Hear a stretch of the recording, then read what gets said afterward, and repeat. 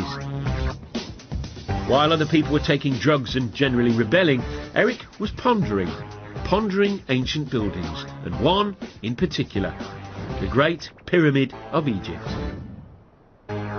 Built as a tomb for the pharaoh Cheops, it's made of 2.5 million stone blocks.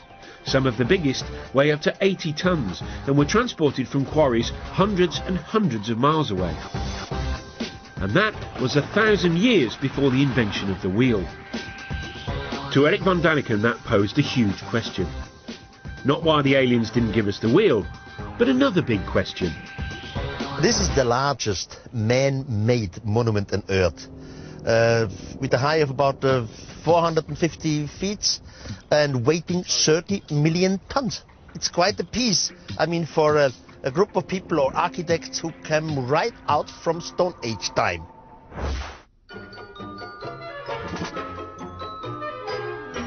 Von Daniken's theories make academic Egyptologists ever so slightly irritated. Von Daniken doesn't seem to like human beings very much. He does them down, claims that people are just out of the Stone Age. Well, the Stone Age actually ended some centuries before the pyramids were built, for starters. As far as I'm concerned, Eric von Daniken is a one-man self-publicity machine. I wouldn't characterise what he does in anything like scientific work. But no matter what the experts say, Eric has stuck to his guns. I was never afraid to be ridiculed. I was never afraid that others have a complete different opinion to me. It's wonderful. It's their freedom. But I at least read most of the archaeological books, while the other side, they have no idea what Eric von Daniken says. He states that you couldn't cut granite except with laser beams. Well, it's been shown that using a copper saw, using just ordinary desert sand as an abrasive, within a week or so you can slice through a great chunk of granite. As far as the professionals are concerned, Egyptians didn't need big lasers and big UFOs to move stones. They relied on their big Egyptian muscles. The transport of blocks of stone isn't an issue. Egyptologists have actually done experiments with large numbers of people in a large block of stone, and you just pull it. Some of the blocks came from Aswan. Take the ceiling of the King's Chamber. This is from Aswan, but this is 1,000 kilometers away from here. It's not so easy. There's actually a carving in an Egyptian tomb showing them moving a huge statue exactly by that, simply by muscle power. So there's no mystery about how the Egyptians moved great blocks of stone. And here it is. There are no aliens in this ancient Egyptian carving of the pyramids being built, unless they're cunningly disguised as ancient Egyptians, which is probably why it doesn't appear in any of von Daniken's books. I fail to understand why people can't simply grasp the fact that these things were built by the men and women who lived at that time in that country. The logic just seems irrefutable. There are some other obvious quirks in Eric's theory about the pyramids. For one thing, he says after the aliens left, humans did build some pyramids, using alien technology left behind. How did they do that? That's another mystery. He's not quite sure. He also says the pharaoh's tombs were actually a cunning attempt to copy the alien science of cryogenics, which preserves the dead in a state of suspended animation. Von Daniken was quickly dismissed as a crank, and still is. But the archaeologists don't have it all their own way, for there's one irritating little puzzle they haven't been able to solve yet.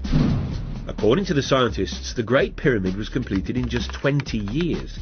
Given there are over 2 million blocks, that means the Egyptians had to quarry, move and set a block every minute and a half of every day, 365 days a year for the whole construction period. One has to admit that the details of pyramid construction remain obscure. 2.5 million blocks in such a short time? There really must be doubts if you have a reasonable brain. Having wowed the public with his theory about pyramids, von Daniken then set out across the world to find more evidence of more alien ancient activity. These extraterrestrials have left some proof, but the question is complicated. Left what? What could they have left? And what do you know? He saw that proof everywhere. This 5,000-year-old African cave painting, for example, he says, is of a spaceman, complete with helmet. This ancient stone, he claims, shows people using telescopes. And when he climbed into this Mayan tomb in Mexico, he found what his book would later say was a carving of what seemed like an extraterrestrial traveller in his spaceship. Hunched over the controls, the alien seems to have his breathing apparatus in place, and flames are spewing out of his rocket. According to von Daniken, it's just like the liftoff at Cape Canaveral. And then he said he had the revelation which proved his idea had to be true when he visited South America and flew over the famous Nazca lines in Peru.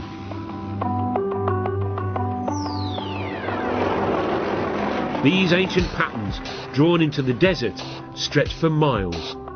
Some are weird shapes. But mysteriously, those weird shapes can only really be seen from the sky. I had my first flight over Nazca, and it was very, very impressive because you can see it only from the air. Then you fly higher, then you see something who looks like airstrips. You think, this is fascinating, this is incredible, this is not normal for the natives. And then the question comes, why have they done it, and why exactly here? Archaeologists say these lines are irrigation channels, or religious symbols. But von Daniken says he has a much more convincing explanation, involving, yes, you guessed it, aliens. We had a mother spaceship around the Earth. From the mother spaceship, smaller vehicle came down, and they were looking for some kind of mineral and whatever. And they make their discoveries and disappeared again. The first lines, he said, were left by accident by the aliens who left marks when they landed and took off in their UFOs. The natives came and see the line of landing because sand and little stones are blown away. And now the natives start to make lines like they have seen created by some mysterious god. Eric believes that the Nazca were so impressed by the visiting aliens, they thought they were gods and set out to copy the lines themselves. He says it was an effect similar to that modern Westerners had on Stone Age tribes in the 20th century. New Guinea tribespeople thought the first Westerners they saw were gods who had come down from the heavens in silver birds. They worshipped them long after they'd gone, and even built model planes and airfields hoping to lure the silver birds back. But it didn't work for the poor old Peruvians, though. The aliens never returned. And instead, they got the Spanish. Eric is now convinced that all over the world, ancient man had mistaken aliens for gods. This realization has had a dramatic effect on him. He was a devout Catholic, but isn't anymore. How did it change my life? First of all, it changed my religion. Now I'm praying to some thing which I cannot understand, which I know it exists. As soon as you start to understand it in a cosmical way, it changes your point of view concerning religion and concerning having right. I cannot live anymore with cults and psychology. Eric von Daniken has a brand new explanation for the whole of human development. Creatures from outer space, he says, not only built and designed most ancient monuments, they inspired all the great religions too. This is heady stuff, but there are two small problems. Not a single expert agrees, and none of his evidence stacks up. Take the so-called alien astronaut in his rocket ship from the Mayan tomb. What von Daniken says are controls and flames are in fact